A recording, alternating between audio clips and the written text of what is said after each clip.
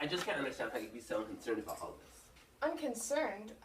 Do you think I'll get 1 week of sleep before that phone rings in the morning? I'm scared to death for my mother, and I'm happy there's finally something to be scared about. What I'm really concerned about is you. Me? Yeah, I'm beginning to wonder if you're capable of having a good time. Why? Because I wear my gloves in winter? No, because there isn't the least bit of adventure in you, Paul. You know what you are? You're a watcher. You're a watcher. There are watchers in this world, and there are doers. And the watchers sit around watching as the doers do. Well, tonight, you watched, and I did. It was hard for me to watch what you did than it was for you to do what I was watching. You can't even relax for one evening. You know, sometimes you act like a... What? A stuffed shirt? Is that it? I didn't say that. That's what you were implying. That's what you were anticipating. I didn't say stuffed shirt. But you're extremely proper and dignified. Proper and dignified? When was I proper and dignified? Last night, at Delfino's. You were drunk, right? Right, I was stoned. Exactly. I didn't know it until you told me in the morning. I mean, you're a funny kind of drunk, Paul. You just sat around watching your coat. I was watching my coat because I saw someone else watching my coat. If you want, I'll get drunk for you sometime. Maybe Harris down on it. In Harry's bar last New Year's Eve, I hugged an old woman. Don't tell me about drunk. When else? When else was I proper and dignified? All the time. You're always dressed right. You always act right. You always say the right things. You're very nearly perfect. That's a broad thing to say. Before we were married, I thought you slept with a tie. Just for formal sleep. You have absolutely no sense of the ridiculous.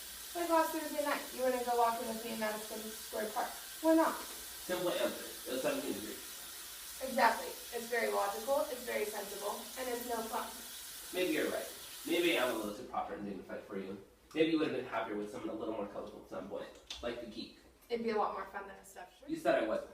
Well, you are now.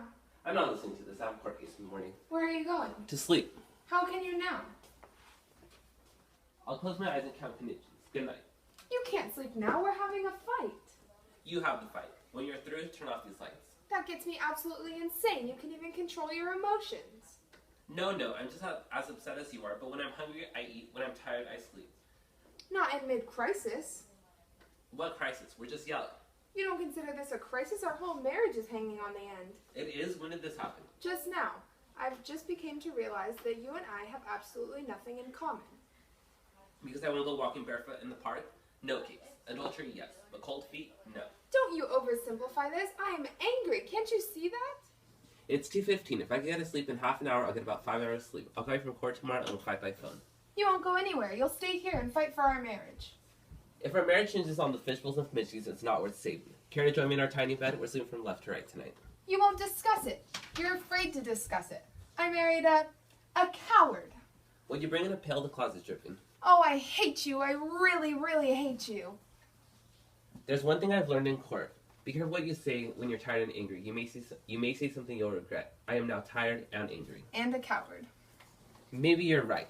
Maybe we don't have anything in common. Two people should have more than just a blood test first. Maybe they should be checked first for a little common sense, understanding, and emotional maturity.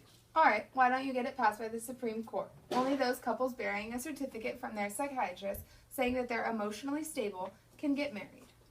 Oh, listen. Don't touch me. Don't lay a finger on me. I can't stand to have you near me. I don't even want to be in the same room as you.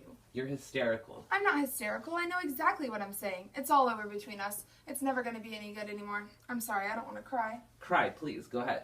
Don't tell me when to cry. I'll cry when I feel like crying. I'm not going to cry until you're out of this apartment. What do you mean? Well, you certainly don't think we're going to live here anymore, do you?